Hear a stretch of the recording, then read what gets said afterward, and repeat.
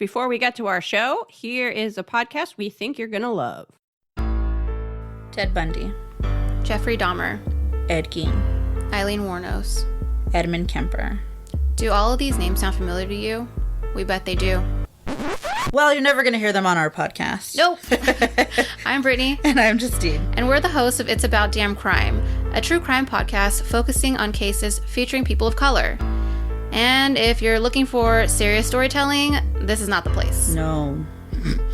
But we do promise, no matter how hardcore a true crime fan you think you are, we're going to tell you at least one story you've never heard of.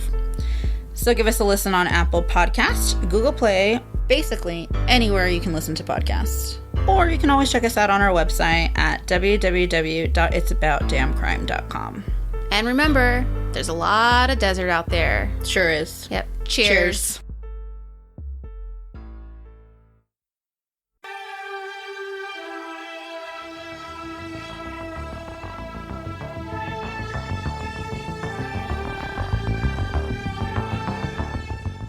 Perhaps it's you. Perhaps it's you.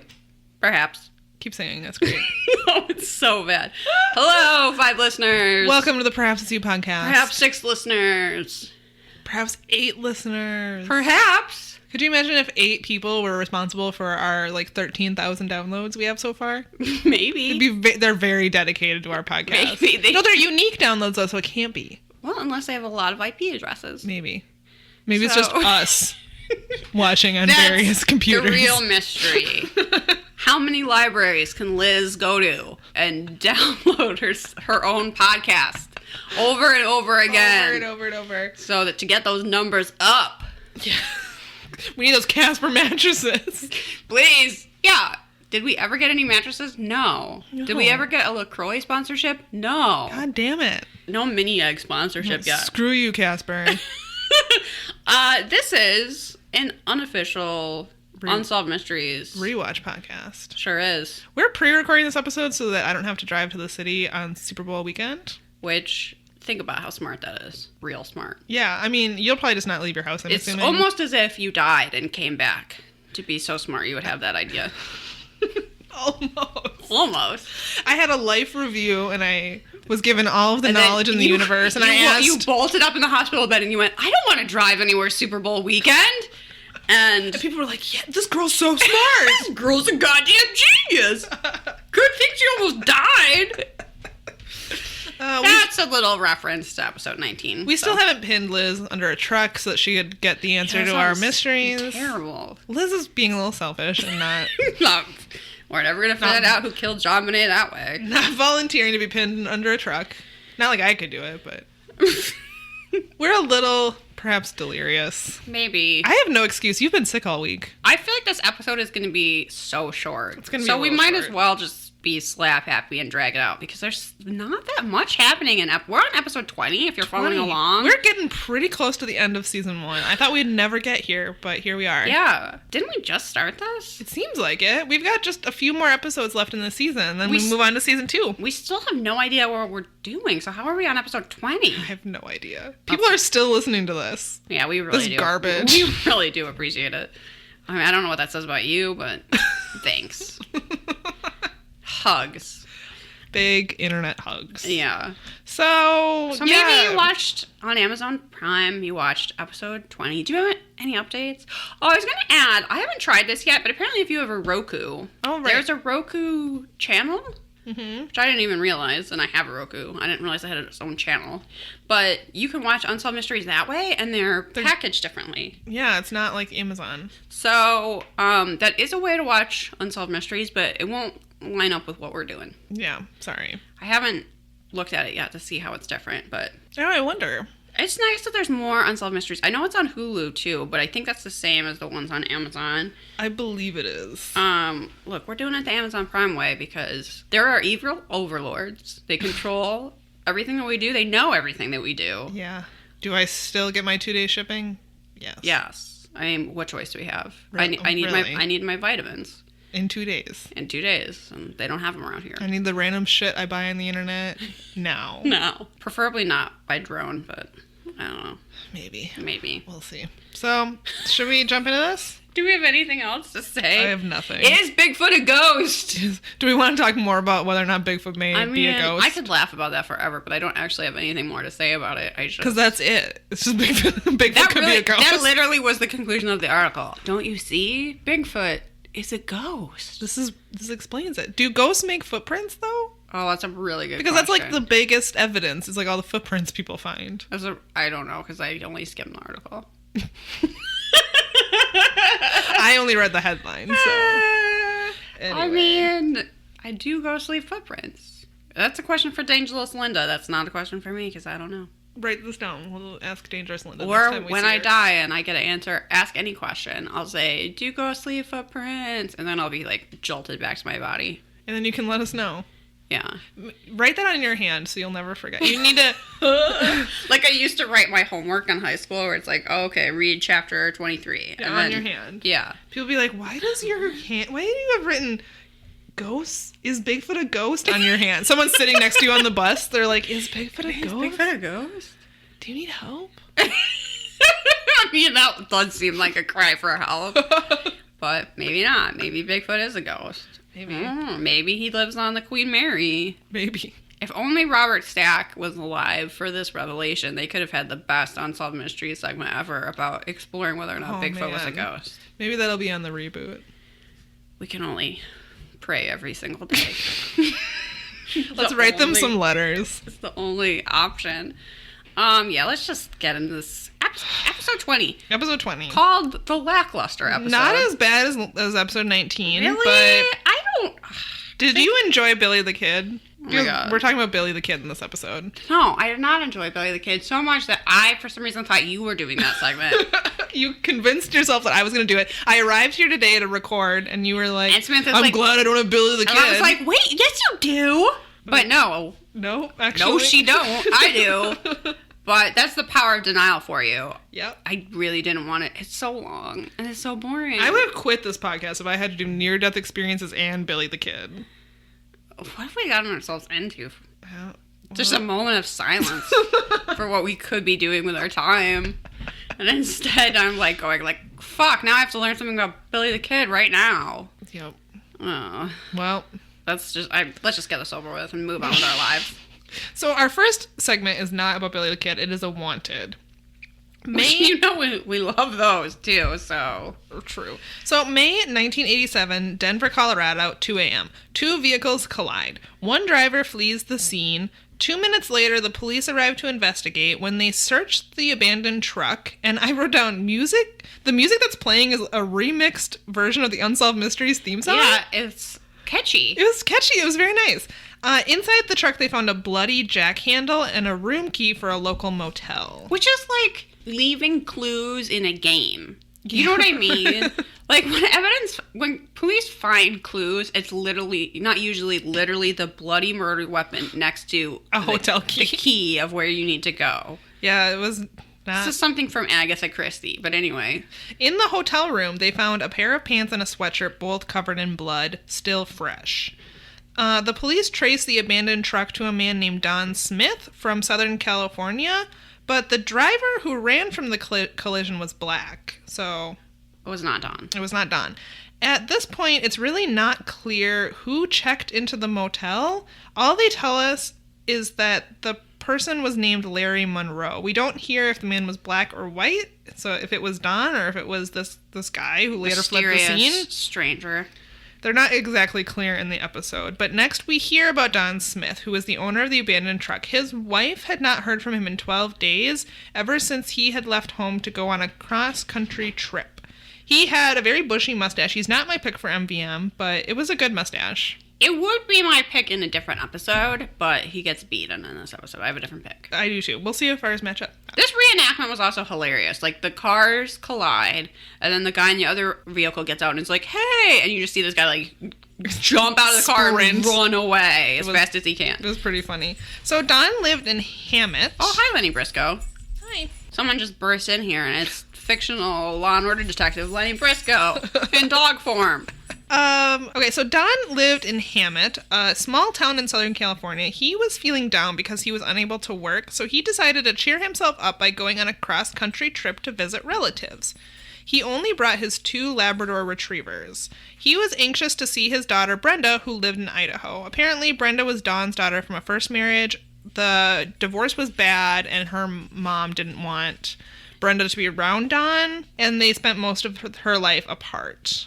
They had gotten closer in recent years, but it also didn't seem like she knew he was coming. She did not. It seemed like he just showed up. Yeah. So that's odd. About Brenda, I wrote that she had some serious blue eyeshadow. It was very well blended. Yep. It has a very, I don't know that it's Mary Kay, but if I had to guess what brand of eyeshadow that was, Mary Kay.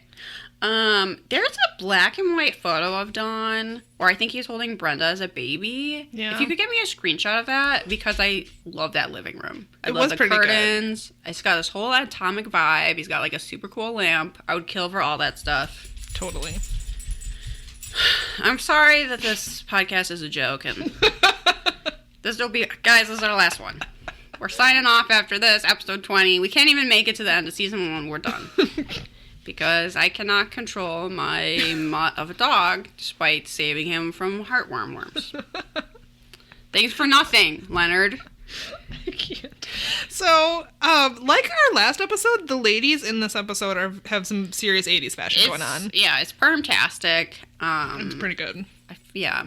There's lots of shoulder pads, lots of vests, lots of all your favorite things. About 80s fashion, totally. So, the day after Dawn left Hammett, he and another man pulled up in front of the hospital where Brenda worked as a psychiatric nurse. Dawn stayed in the truck, and his companion, which is what they keep calling this guy, walked into the hospital. He asked for Brenda, but she wasn't working that day, so he was referred to her supervisor, who went out to the parking lot to talk to Dawn. The supervisor says that Dawn was clearly intoxicated. However, the supervisor gave the men the address where Brenda was, which was just 15 miles away with her friends. Yeah, how does he know that? I'm not sure how he knows that this is her father, apart from the fact that he says, "Where's my baby Brenda?" Yeah. He's super drunk, and then this other guy, according to the reenactment at least, is looking like he's acting super shady. And this guy, just tells them where Brenda is. My boss wouldn't know where I was drinking on my wet day off. That's true. It sounded like she was on like a fishing trip with her friends. So maybe that's right. Maybe that's why he knew where she was. She had maybe said, what her weekend plans were. But yeah, don't just give that out. Don't tell people where I am. Weirdo. Yeah. But anyway, he did. So they went to the place where she was with her friends. They had given up on fishing for the day and were at a local bar. Brenda remembers that a black man burst through the door and everyone went silent. He took off his sunglasses and just looked around for a few minutes. The reenactment of this is really kind of funny. I think it's more that a black guy walked into this bar and then everybody turned around and was like, why is a black guy here? Yep. And it was really awkward. It looked really awkward according to the reenactment. Yeah, but they were sort of acting like the guy entering the bar did something suspicious, and I was sort of like, no, you're all racist. Yeah, no, he just walked into a bar. Yeah, and then you're like, what's he doing here? So, he walked past everyone and went into the bathroom. A minute later, Dawn came through the door shouting for Brenda. She didn't quite realize it was her dad at first because he looked a lot different from the last time she saw him, but they hugged and he sat at the bar for a few minutes. Also, he was and drunk, and she probably was like, I really hope that's not him. Yeah, he was super drunk, and she said that she was upset because he had showed up drunk in front of all her friends, and it was embarrassing. He immediately started crying and telling her that he wanted to die because he had cancer, and he was sorry that her whole life was screwed up or something. I don't know. It sounded like he was just going on and on and on. He was feeling, there's no other reference to this cancer thing?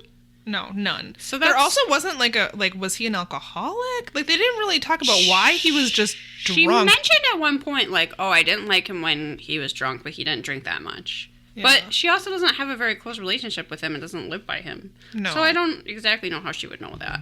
Yeah, he's showing up drunk in the middle of the day. I can kind of understand if he thinks he's dying, he has these things he wants to say to his daughter, but, right.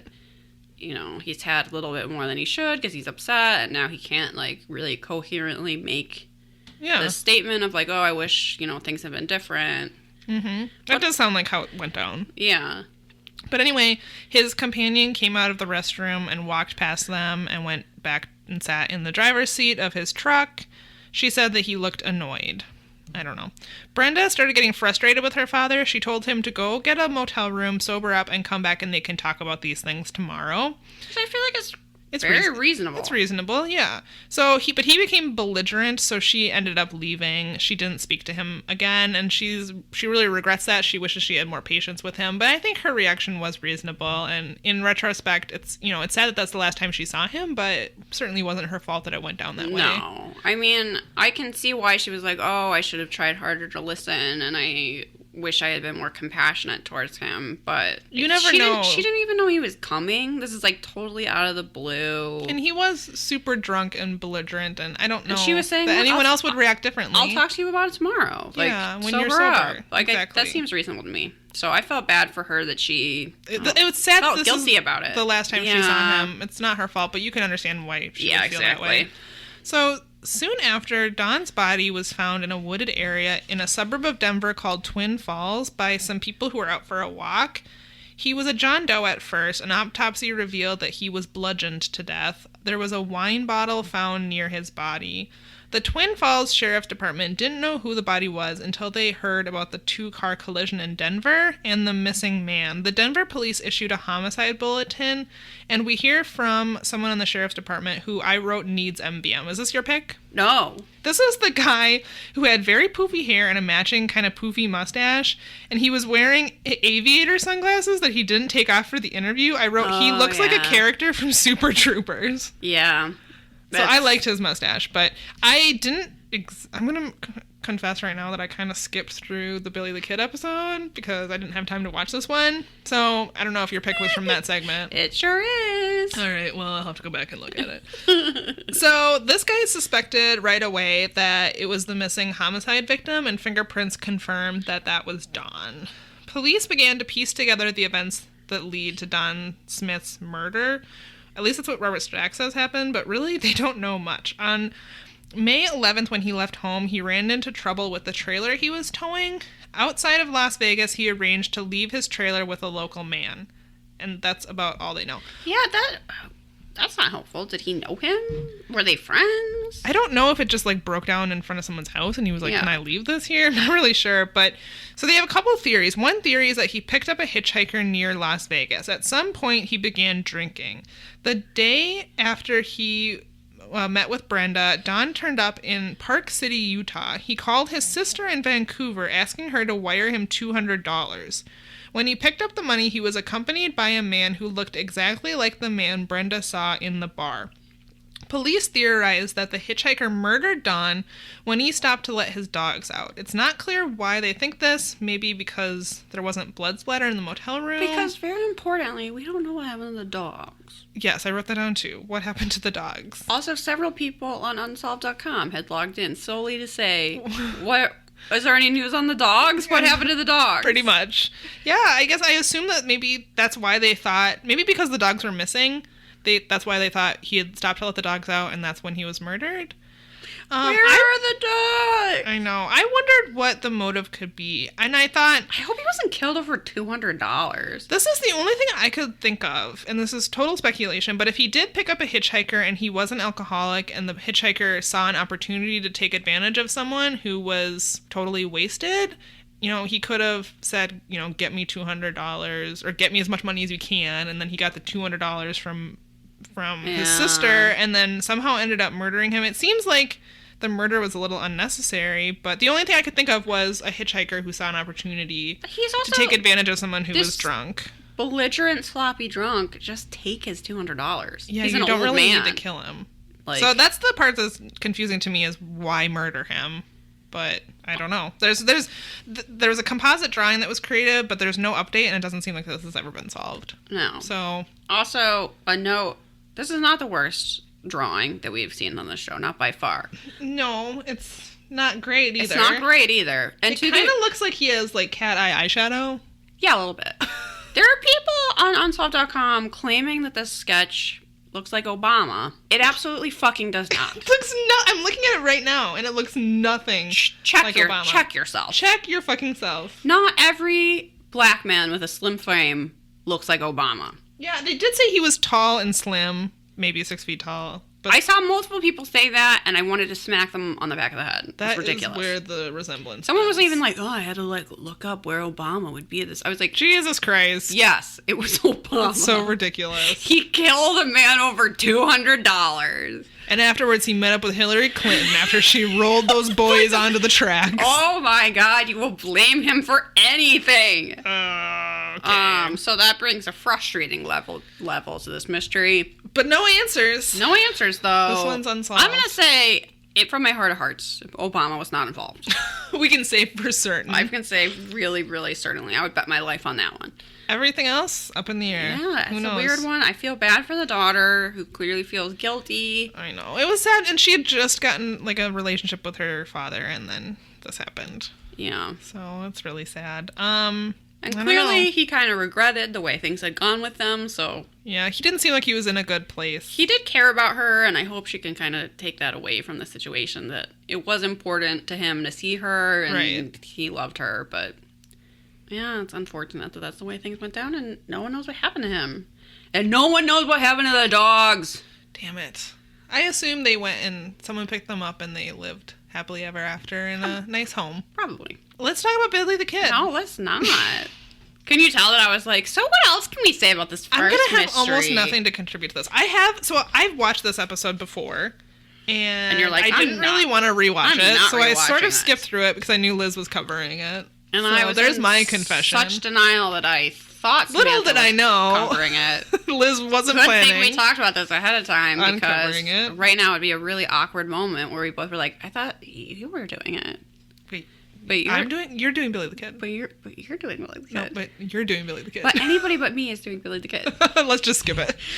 Do we need to put out an episode? Or like, can we get a third person on this podcast to talk about Billy the Kid? Where's Rochelle when we need her? Yeah. I wonder if she would enjoy this mystery. Billy the More Kid. than she enjoyed Alcatraz. Old West mysteries seem like something that, I don't know, only old men are into. That's exactly what I was gonna say. So Sorry for the gendered stereotyping, but you know it rings We true. did this with Alcatraz too, but I feel like there is some truth to it. Yeah, I don't know. And in the Alcatraz episode, there was only men. Did society not raise us to care about Billy the Kid? Is that what the patriarchy wants? Maybe. Let's assume. Maybe that's why Let's just assume so we don't care at so let's all. just skip it. No, I'm kidding. Tell us about Billy the Kid and what? Buffy the Kid? What was his name? Poofy the Kid? I forget his name. Bumpy the Kid? I feel like this is how Scrappy-Doo came into place in Scooby-Doo. Someone was like, Scrappy-Doo. And they were like, it's actually Scooby-Doo, but let's add a Scrappy-Doo. Great idea. No, it's Brushy Bill. It's Brushy Bill, Samantha. Show some respect. Not Bumpy the Kid. Not Bumpy the Kid, which is like a weird... If you ever bought like a My Little Pony at the dollar store that was not... Like an off-brand? Yeah. So like a it was knockoff? yeah. So it would have some name like Your Tiny Phony or whatever. Because they couldn't call it a My Little Pony. So it was Bumpy the Kid. My Little Horsey. Yeah, My Little Horsey or Your Pal a Horse or something. Your Pal a Horse? We need an artist to render us. Pal, come.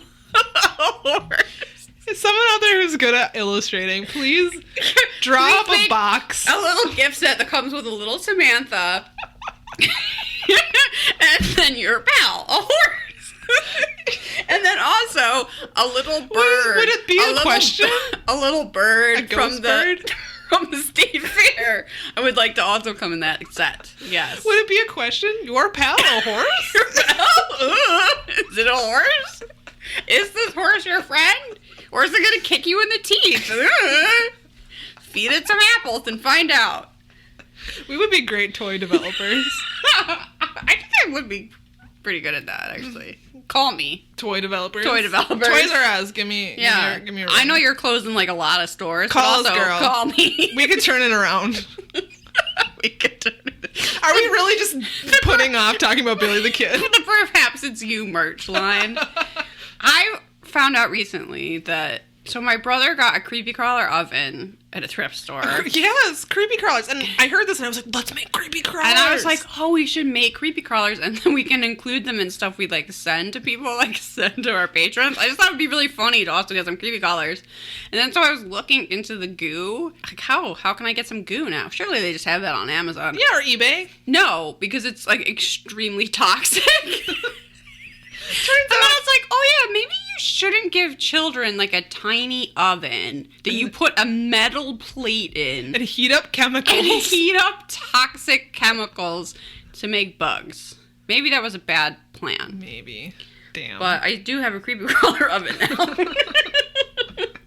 Just not any good. We'll have to easy bake some cakes for people instead. So they should come out with a new, less toxic, perhaps it's you oven. Where you make a little Robert Stack, you make some little aliens. A little Robbie Stacky. You make a Robbie Stacky, you make your friend a horse, you make all of our favorite characters. You make a little treasure chest. Yeah, that's empty. So a kid can open it in disappointment. A treasure? Nope, just a chest. Those are real. This is what life's like, kid. Get used to it. Learn a lesson. Okay. All right, Billy the Kid. I'll quit putting it off now, and I'll read about Billy the Kid. Bumpy the Kid, a.k.a. Brushy Bill Robert. So, in 1848, William Morrison was a St. Louis probate investigator who was handling the case of an elderly man named Joe Hines, requesting the lands of his deceased brother. Hines had confessed that his real name was Jesse Evans, who had vanished from the public view after getting released from a Texas prison in 1882. I'm totally just reading this off Unsolved Mysteries Wiki. I'm sure you all knew that already. Hines told Morrison of his experiences in Lincoln County in the 19th century American frontier and outland gunman, Billy the Kid, Dun, dun, dun. who was allegedly killed by Sheriff Pat Garrett on July 14th, 1881. But he stunned Morrison by claiming Billy the Kid was still alive and living near... I really like the inflection in your tone. living near Hamilton, Texas, under the name Ollie L. or Brushy Bill Roberts. Not Bumpy the Kid. No one said that. That's surely the name of this episode. Bushy, Bumpy, Whatever. Brushy. What? How did he come up with the name Brushy Bill anyway? I don't know. Like, where did that come from? Don't ask me like I was supposed to look into this segment. Okay, so Morrison began a correspondence with Roberts, who eventually confessed to being the kid and went into fine and intimate details. Well. I know at one point he, like, stripped his shirt off and was like, see these bullet holes? And the guy was like, okay. They were just some, I don't know, circular sort of scars. He did have some scars. Detailing his life as Billy the Kid. Furthermore, Roberts wanted Morrison's help in acquiring a full pardon he was promised by Governor Lew Wallace in 1879, but refused. They, like, went to a hearing, didn't they? Well, he, like, is supposed to go talk to the governor, and the governor kind of ambushes him with this media circus, and then like, oh, I'm never giving you a pardon, and it was not apparently what he thought it was going to be, which was, like, just a closed-door meeting. He reported that Pat Garrett had actually shot and killed another gunslinger named Billy Barlow, passing his body off as a kid, allowing him to vanish for Mexico. Is everyone named Billy in the Wild West? I mean, yeah, they hadn't invented that many names yet, so it was pretty much Billy. They couldn't go by William? Or Brushy. Those were the only two. You had to pick. Bumpy? Or Sheriff Pat Garrett. Those are the only ones. Those are your only options. I don't know why that's so funny to me. There's 14 Pat Garretts in the town. Someone gives birth, they're like, Susan, when are you going to name your baby boy? Well, I was thinking Billy, but Pat Garrett really has a nicer ring to it. His dad's named Brushy. So that one's taken. Brushy Jr. Liz is crying. Not that funny. I don't know what's wrong with me. I can, like, not breathe. The idea that there's only 3 names. And it's Billy, Brushy, and Pat Garrett. That's all the male names that were available in the Wild West. No, those are all the names, period. Oh, period. That's it. Okay. I'm so sorry. Whew. Okay, deep breath. We're going to center ourselves. We're going to do this. We got this. Okay, so supposedly, what this dude is saying is everybody thinks Billy the Kid died and that everyone knows the story that Sheriff Garrett shot him, but what if he didn't? What if? What if he didn't? What if he didn't? Prove that he didn't not die. Prove that he didn't shoot someone else and then just wanted to take all the glory, so he claimed this other Billy was Billy the Kid, and actually, I'm Billy the Kid. Twist. Wasn't he, like, sort of claiming that he was nursed back to health, too, by some woman? Yeah, he claimed he got shot. I'm guessing the reenactments for this were super fun, and they had a great job pretending it was the old-timey West. Oh, I'm sure. Because you just get to be ridiculous and wear ridiculous hats and have gunfights by Adobe Prairie buildings. dresses. And yeah. So he claimed that in that gunfight he was injured and he got beef tallow put on his head by a Mexican woman, and someone ran in and told him, like, oh, they shot other Billy and claimed it was you. And he fled to Mexico. And Because we all know if they're both named Billy, can't tell them apart. it's confusing. I mean, I could kind of buy that maybe the sheriff wanted to claim he had succeeded when he didn't. Sure. I don't know that I buy that makes this guy Billy the Kid. You know, like there's like a leap in logic. Yeah, because he's claiming that he's Billy the Kid, he has to be. Like, you could go, oh, what if Billy the Kid didn't die when everybody thinks he did? It's like, oh, maybe. Therefore, I'm Billy the Kid. Like, wait, what? No. Where do you get... What's not the logical next step? What? I'm sorry, what? I don't get it. So, yeah, he went to go meet with the governor of New Mexico, who was at the time Thomas J. Mabry. Sorry, New Mexico. And he was overwhelmed by the media. Eventually, he made it to his home in Hico, Texas, and he passed away in December 27th of 1950. This guy Morrison really thought it was him. I don't know. He did, yeah. So this episode first aired in March 1989. It's still technically unresolved. I don't think most people think Brushy Bill Roberts is actually Billy the Kid. That is the way it's depicted in the movie Young Guns 2. You've seen that movie? The second one. The second one. I think I have seen it. You have? I think so. Oh. It has Emilio Estevez in it and Neil Diamond Phillips. Okay. I think that guy from Lost. Much better than Young Gun 1. Yeah, I couldn't tell you the difference between those two movies. But I'm pretty sure I've seen both of them. I was almost like, yeah, maybe Brushy Bill was really Billy the Kid. But then when I found this was my segment and I looked into it for a whole 5 seconds, I found out that previously Brushy Bill was claiming he was part of Jesse James' gang. Sure. But then that didn't seem to really, take off. That didn't catch on, So he started saying he was actually Billy the Kid. Also, you know who thinks he is Billy the Kid? Bill O'Fucking-Riley. If I knew nothing else about this case other than that, I would be like, bullshit. Who apparently dedicated a segment on his show to it. And I was kind of like, that's all I need to know. If Bill O'Reilly thinks this is true, I don't think it's true. Because I try to have as little in common with Bill O'Reilly as possible because he is a garbage human being. Yep. And I'm glad he lost his show, and he's a monster person. Yep. And I hate him. So he was like, oh yeah, definitely the factual, historical account, it's just got too many holes in it. It seems way more realistic that Brushy Bill's actually Billy the Kid. And I was like, if you think so, I don't think so. It really, and also it doesn't. So. I mean, I guess there's some whole, we don't know where Billy the Kid was all the time, so. Listen, the one photo we have of Billy the Kid looks like every bone in his face is broken. Yeah. Do you think that Brushy would have that symmetrical of a face if he was really Billy the Kid? No.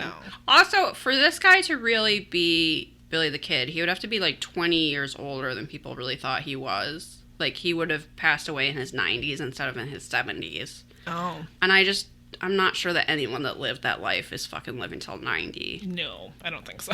So probably not Billy the Kid, but tell us why we're wrong. Why would you want to be Billy the Kid?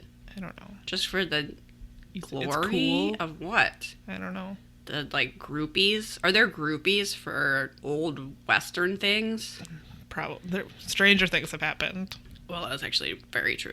After you told me that there was Columbine fan fiction, I realized this world is full of all sorts of creepers. People who idolize the Son of Sam. I mean, Son of Hope. Yeah, get it straight, Samantha. Son of Hope. I feel like there probably is more to say about it, but at the second I saw that Bill O'Reilly thing, I was like, nope, it's not true. I really don't think it is. I'm not taking any historical information from the guy that wrote Killing Lincoln and Killing Jesus and Killing whoever. Ugh, yeah. He's the worst. So... That's Billy the Kid. I just don't really get the infatuation with Billy the Kid. I guess I don't get the infatuation with a lot of the Wild West. I don't. It's so, like, male-centric. Yeah. And, like, white male-centric that I just think it's, like, super not appealing to me. It doesn't appeal to me at all. It's just guys shooting each other with guns to prove they're, like, manlier than other people. Some of the, like, Old West movies, like the black and white ones, the clips they shot, I was kind of impressed by the stunts. Like, literally jumping from a galloping horse onto a... Yeah. I mean... It looked extremely dangerous. Today, we'd probably do that in front of a green screen. Oh, I'm People sure. would be tied up on wires, and they were just doing it for real. So that was impressive. But yeah, I see zero appeal in any kind of Wild West story. I was telling Samantha before we started this that I've actually been to, in Mesilla, New Mexico, there is what was formerly a courthouse that jailed Billy the Kid, is now the Billy the Kid gift shop. I have been there. It's pretty unremarkable. I asked if you had bought anything from the Billy the Kid gift shop. I really don't think I did. I ate at La Posta, which is a restaurant that he ate at, but I don't think it's in the same location as it was at the time. La Posta is like the Mexican restaurant you take your parents when they're in town. Okay. If that makes sense? Yep. Probably does. It's a little scenic southwestern town with a square. You can go there if you're really into Billy the Kid. Sure. See where he was once jailed that now sells, like, keychains. I don't know. Bait guns, cap guns, or whatever. The thing that I always think of with Mesilla is that it has, like, packs of stray dogs that roam around at night and will chase you, so watch out for that. Okay, be careful if you go there. Should we move on to the last segment? Yeah. I don't really want to talk about this one, throw but... all my notes about Billy the Kid on the ground. Yay! Literally did. Yeah, Billy the Kid. Whatever. I feel like we do have some listeners from New Mexico, so I just want to say hi to them, and I hope that they don't think that my lack of interest in Billy the Kid is my lack of interest in the whole state. It's not. That's not true. So our next mystery is a wanted, and it's Charles Muley, whose name is spelled mule, but it's pronounced Muley. I know, I really want to call him Mule, because also... He's a garbage human. Yeah, he's awful. He's the worst. He was a police sergeant in Slidell, Louisiana, who handled cases of statutory rape. When we started this episode, Robert Stack told us that Slidell was a conservative town and the last place you would expect such a heinous crime to be committed. We complained about this a couple episodes ago. We sure did. Crime happens everywhere. In 1981, he was assigned to a case of a 12-year-old girl who was upset about the sexual advances of an older boy. Muley met with the young girl on multiple occasions. Her mother became suspicious when Muley left the police station with her daughter and took her to another location. She says that he would call them up and be like, "You need to bring your daughter in. I need to talk to her." And then she would bring her in, and then he would say, "You don't need to stay here." And as she was leaving, she would see them, like, go out the back of the police station and get into a car.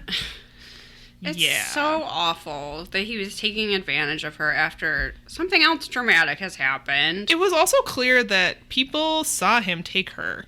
Like, yeah, and they didn't care. It said her mother said in the episode that she saw him walk past other police officers, put this girl in the car, and leave. And then they later act like, "Oh, we had no idea." Like, really? Yeah.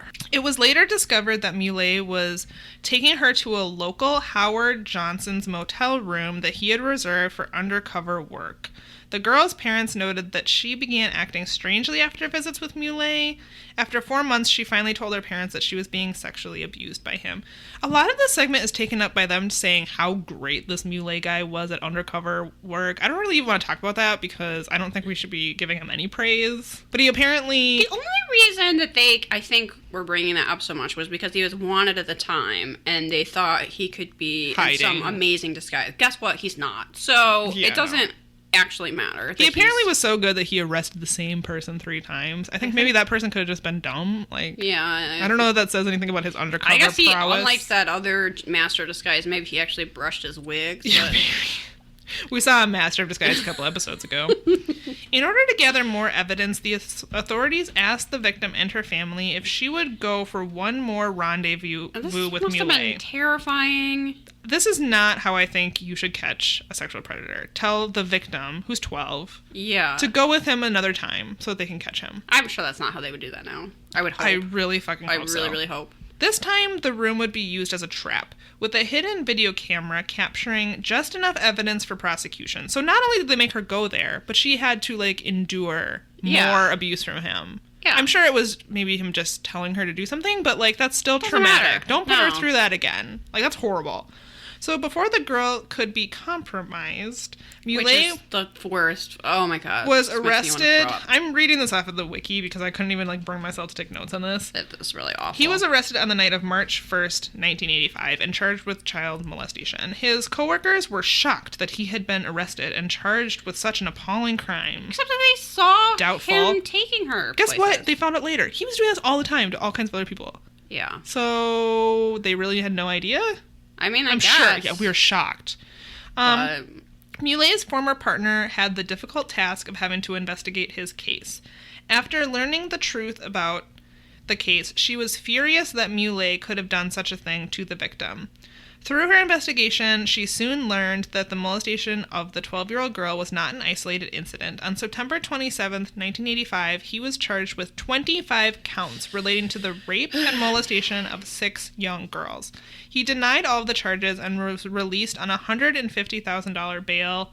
8 months later, on May 11th, 1986, the day of his trial, Muley was reported missing. 2 days later, his vehicle was found near Machio Bridge, and a message was sent to the police station that he could not live with the stigma of being on trial. The suicide attempt... Well, still claiming he was innocent. Yeah, the suicide attempt failed to garner credibility after an extensive search of the river failed to recover his body. Soon after he vanished, a fisherman saw Muley near a lake. Several days later, a hiker... I actually loved this reenactment. I was just about to say that reenactment was hilarious. It's so unintentionally funny. So apparently one of his favorite outfits is what they call hospital clothes, which is, you would call scrubs. Any normal person would call them scrubs. But in Unsolved Mysteries universe, they're called hospital clothes. And it's just a guy, like, wandering through the woods, seeing a guy in hospital clothes, and then going, oh, hey. And then that guy immediately shooting a rifle at him. Yes. And then running away. What?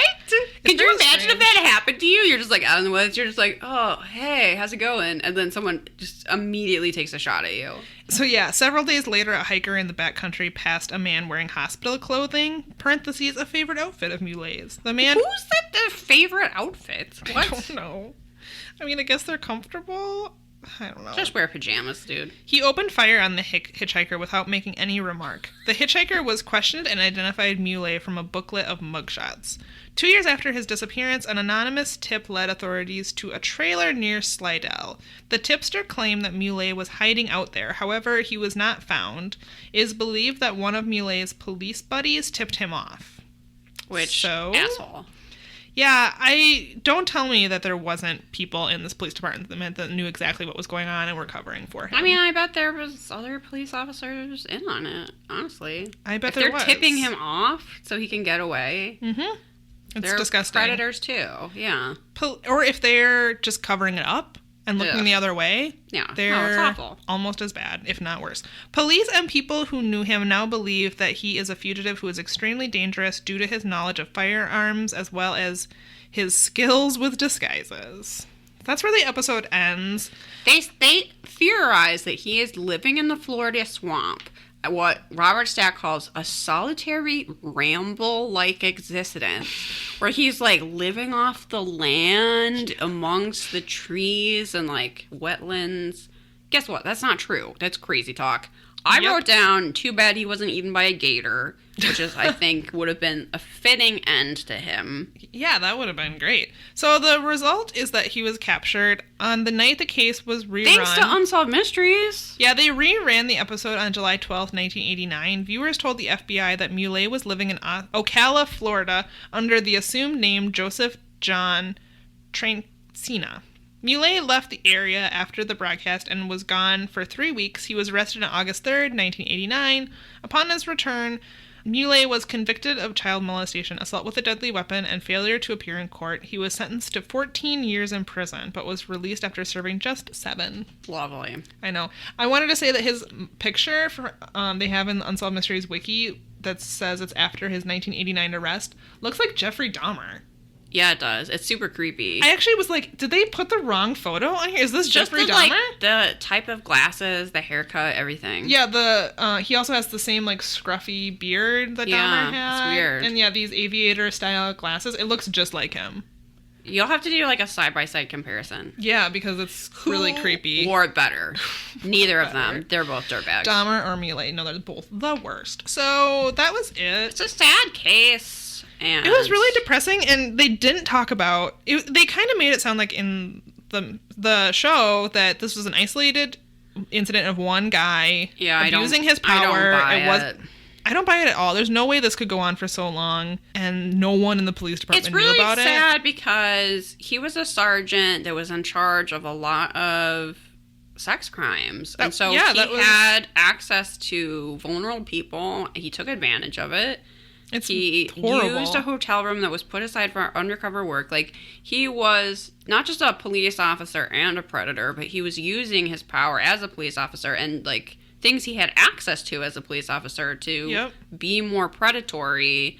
I mean, I'm glad they investigated it and they found these other crimes, but I feel like the fact that someone tipped him off is like, oh, they were in on it. Totally. I do believe that his former partner who was tasked with investigating... She seems honestly horrified. I don't think she knew what was going on. And I think she was his partner before he switched to the sex crimes division, is what I thought. But I could be wrong about that. But it really didn't seem like she knew that this had gone on, and she was horrified. So that's a good part. And she's the one that ended up investigating him and and talking I think it's to the horrible. victims. He only had to serve 7 years for all of those crimes. It's really bad. I mean, we hate him. Yep. And I'm sad he wasn't eaten by a gator. Me too. And I'm kind of sad he didn't really commit suicide on that bridge. Yeah. But honestly, oh well. Oh, well, indeed. Still around. Let's rate this lackluster episode. Yeah, mysteriousness. Meh. Yeah, I mean, the first one's still unsolved. Yeah, that one actually is kind of mysteriousness. I guess I give it some sideways mysteriousness. I'm a thumb sideways. Really? Is the Brushy, Bumpy, Billy thing mysterious? No, because I don't buy it for a second. Because that's just a big old shrug. And the last one was just like an America's Most Wanted. So I'm a thumb sideways. Sideways. Reenactments. I really, really love that weird reenactment in the woods. It was pretty funny. You get a lot of these Wild West reenactments, which I'm sure was fun for them to do, and it's something different, but I also don't care. I didn't. And the reenactments for the first one weren't that great, so I'm a thumbs down. Sideways. Oh, I was gonna do a thumbs down. Well, I guess that one is pretty good, so I'm a thumb sideways. You could be like, it's like almost down. Shaking between. Yeah. Okay. You know, listeners, you know what that sound is, what I'm making. Yeah, exactly. You can tell what I'm demonstrating with my thumb. Exactly. Fashion. Mm-hmm. There was some... the one 80s cop was really funny. The ladies' fashion was pretty good. Yeah, I'm still sideways. Yeah, I mean, the Billy the Kid one, it was a lot of period fashion. By the way, I don't know if I said my pick for MVM is Bumpy Bill. Oh, okay. Is Brushy Bill. Because he has an all-white... kind of western thin mustache that really goes out into the cheek. Okay. And I don't think we've had one of those yet, but it's a very distinctive. I like it. It's the mustache of a guy that owns multiple pairs of cowboy boots. Yes, it is.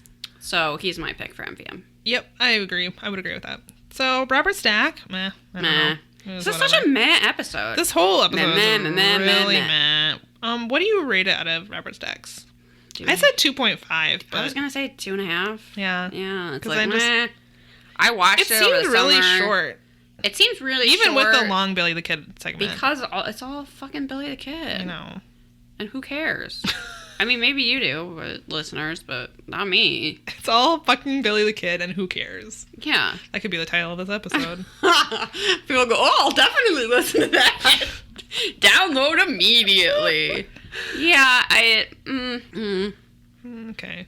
Yeah. What's your recommendation this week? I was trying to think of anything else to say, and I really don't. It's just like... I've got nothing. Just not that great of a one. I really hope our next episode is better, because the last two haven't been so super great.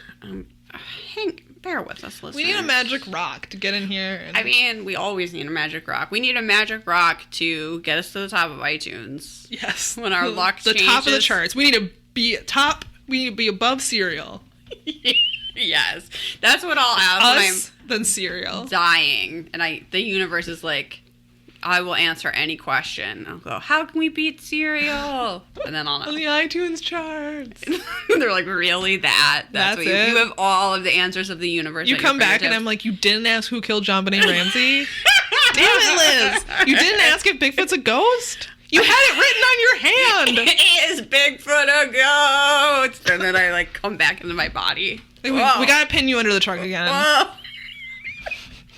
What if you just keep you're like a murderer, but you just keep trying to kill me to have a near-death experience, but then one time it doesn't, like, then I actually die because it doesn't quite work. Like, you keep trying to kill me and bring me back. God damn it, she actually died. So that you can get these questions I need the answers. That would be an interesting... What was that? Huh. Well, something fell and maybe the house is falling apart. Anyway. Oh, here's a ghost. Yeah. Here's a Bigfoot ghost. A Bigfoot ghost? Yeah. Okay. What was your recommendation? I'll give a recommendation, which is the book that I am currently reading and really enjoying, called Body Positive Power. It is by Megan Jane. I'm going to say that you say that Krabbe. I don't know. Yeah, Crabbe. Krabbe. Krabbe? Krabbe? Megan Jane Krabbe? Is that her on the cover? Yes. I love her hair. So you may be familiar with her. She is a body positive Instagrammer. She goes by Body Posy Panda, which is a really great account. I was very excited to read this book, and I've been enjoying it so much. I can't say that I've really read much else in this category, so I don't know if it's similar to other books that are out there, but I highly recommend it. I wish I could travel back in time and give it to myself like 20 years ago. Yeah, instead of that near-death experience book. Yes. You're like, give me that one. Take this one. You do not need to read Embraced by the Light. You're like, what's Instagram? Yeah, exactly. It takes 45 minutes to download one picture of Gillian Anderson. What are you talking about? And I'll say, no, you should probably read this book about, like, not hating your body. That'll do you a lot more favors in life. It talks about body acceptance. It talks about not dieting and how dieting is bad for you. It talks about intuitive eating. There's some stuff about eating disorder recovery, but it's more about how many different ways, like without even realizing it, how our society is so perpetuated in different aspects of diet culture and shaming people based on how they look. So I've found it very encouraging, and I sort of feel like everybody should read it. I love it. That's exciting. Maybe I'll check it out. That's my recommendation for the week. Could not recommend it more. That gets more than 5 out of 5 average stacks for me. I love it. This is weird. It's like we read each other's minds, because I have a book to recommend as well. I actually feel like I've been kind of in a book slump, like, so far this year. Okay. Like, our book club pick we decided to read this month was terrible. It's really bad. I started and then subsequently gave up on a few books that I just wasn't liking. I ended up rereading 2 of my favorite books. I felt like I just wanted to do that. And then finally I found a few books that I'm really enjoying. And one I wanted to recommend mainly because it's not like any book I've recommended so far. Okay. I feel like I'm always recommending something that's weird, or it's sci-fi, or it's about death. It just has no romance in it. Yeah. As far as I know, I'm not done with this book yet. I maybe have like a third left. No, probably less than that. But I'm loving it so much that I'm like, I have to recommend it. It is The Flood Girls by Richard Fifield. It's his first novel, and I found it kind of accidentally. I was just like wandering aimlessly through half-price books, and the cover caught my eye. It's a fun thing to do. Yeah, so I bought it, and I'm going to read the description. Okay. This sassy redemption story set in small town Montana is a wild and crazy debut novel by a talented young writer, filled with uproarious and unforgettable cast of characters you won't want to leave behind. Welcome to Quinn, Montana, population 956, a town where nearly all of the volunteer firemen are named Jim, where the Dirty Shame, the only bar in town, refuses to serve mixed drinks, where the locals hate the newcomers, then again, they hate the locals too, and where the town softball team has never even come close to having a winning season until now. Rachel Flood has snuck back into town after leaving behind a trail of chaos 9 years ago. She's here to make amends, but nobody wants to hear it, especially her mother, Laverna. But with the help of a local boy named Jake and a little soul-searching, she just might make things right. So it says that it's in the spirit of A League of Their Own, which it kind of is, because it's about, like at the center of the story is a softball team, which seems like something I would not like. Yeah. But it's hilarious. This is a book that I've found myself, like, laughing out loud multiple times while I read it. Yeah. And I really wanted to bring it up because a couple episodes ago, I complained about the myth of the idyllic, perfect small town with perfect people. And I think if you feel this way, you would love this book because it's kind of an antidote to it. Oh. The characters are hilarious. It's a bit of a caricature of a small town. I don't know if any small towns actually like this, but it's also kind of in the best way. So I really recommend it, and I recommend it too, especially if you have hated all of my book recommendations so far, because you're like, listen, I want to read about aliens, I don't want to read about murder, I want to read like a heartwarming, funny story. Huh. I would recommend this one. Did not guess that was the type of recommendation we were going to get from you today. Well, I thought you were going to be like, full of surprises. Here is my favorite book about maggots. We're reading, so I started the book we're reading next in February for book club, which is the new Jonestown book. Mm-hmm. We talk about it briefly in our Patreon episode, and I love it. So if you want a recommendation from me that's about horrible death, The Road to Jonestown by Jeff Gwynne is really good. I did watch the first episode of your previous recommendation, Weird Wonders of the World. Oh, yeah. Is that what it's called? Mm-hmm. Something with weird and wonder in the title. Nope, I think that's exactly what it's called. And I really enjoyed it. Spider goats, not as gross as I... Was that the episode with spider goats in it? Yeah. It was not as gross as I was picturing. But there's like a sewer blob. Oh, thing. yeah. You were like, I don't think there's anything gross in it. And then I was like, what is this sewer blob? That's disgusting. So, fun fact about me is I work for a wastewater treatment industry, so I didn't find that disgusting at all. But yeah, if you've never seen a sewer, I've been in a sewer, but... Did it have one of those sewer blobs? Blobs that turned out to be this massive worms? Oh, I'm sorry. I did say there was nothing gross in this episode. In that series. Yeah, it's doable. I just kind of wanted to give you I found it that fascinating. I was like, I wonder if there's sewer blobs in our sewers. I was like, what is that thing? It looked like Krang from Mutant Ninja Turtles. It totally did.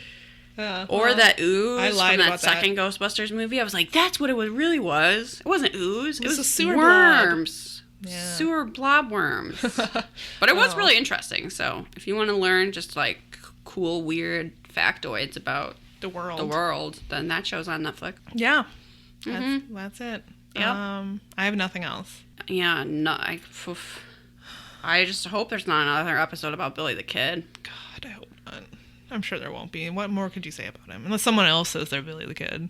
Some mystery's like, we were wrong about that last guy. Maybe this one's Billy the Kid. Bill O'Reilly's like, it's actually me. And it's like, there's no way. We're both named Bill. Yeah, the only name. Everyone knows that if your name is Bill, all the Bills look alike. It was like, there's no way you're old enough, Bill O'Reilly. Nice try. Yeah, I feel spent. I've got nothing. I'm so sorry. We love you all. Thank you so much for listening. Thanks for your support. If you feel like writing us a review on iTunes, we accept only 5-star reviews. 5 out of 5 Robert Stacks only. Thank you very much. We really appreciate reading them. You guys are hilarious. Really, you are. Follow us on Facebook, Instagram, and Twitter at Perhaps It's You. You can find us on Patreon. If you're interested in supporting the show, you get extra content once a month. We are patreon.com/perhapsit'syou. Email us at perhapsit'syouPodcast@gmail.com, only if you have nice things to say. Or you want to tell us a ghost story or your theory. We're ready to... We have a lot of stories. We need to do a bonus episode. We should do a bonus episode of ghosty, lovely stories. Maybe we'll do 2 bonus episodes next month, and one of them will be that. Okay, that sounds good. And... Is that it? That's all we have to say? Bigfoot's a ghost. Thanks for listening. Bye. Bye.